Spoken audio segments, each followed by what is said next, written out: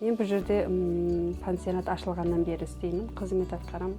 Бұл жерде менің міндетім балаларды киімдерін таза ұстау, жаңа пансионаттың тазалығы, әрбір баланың мінезі, еркелетуі бізді, кейде ренжіп қалған жерлерде жұбатамыз оларды, аналық мейірімізді төгеміз.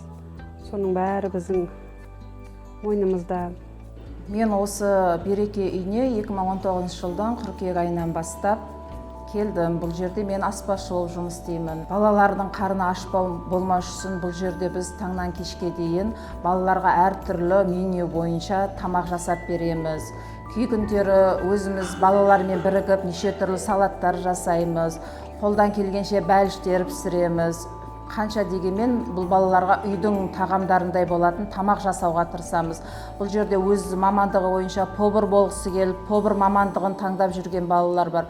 Олар күнделікті менің ас үйіме кіріп, бірге тамақ жасаймыз. Қалай ет турау керек, қалай салаттар, неше түрлі осы күнге дейін әртүрлі салаттарды өзіміз ойлап таптық.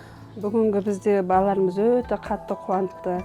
Бізді мерекемізбен құттықтап, әйелдер күнін керемет шара ұйымдастырды.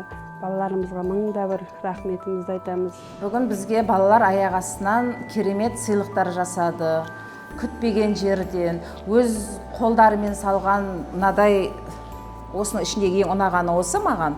Осындай суреттер, қолдарымен жасаған открыткалар, әртүрлі тілектер жазылған. Осы кешке атсалысқан балаларымызға алғысымыз шексіз. Осы алда келе жатқан 8 наурыз әйелдер аналар мерекесімен барлық аналарды, қыз келіншектерді құттықтаймын. Ғұмыр жастары ұзақ, денсаулықтары мықты болсын. Әрбір анаға, әрбір әйел баласына әйел бақытын тілеймін.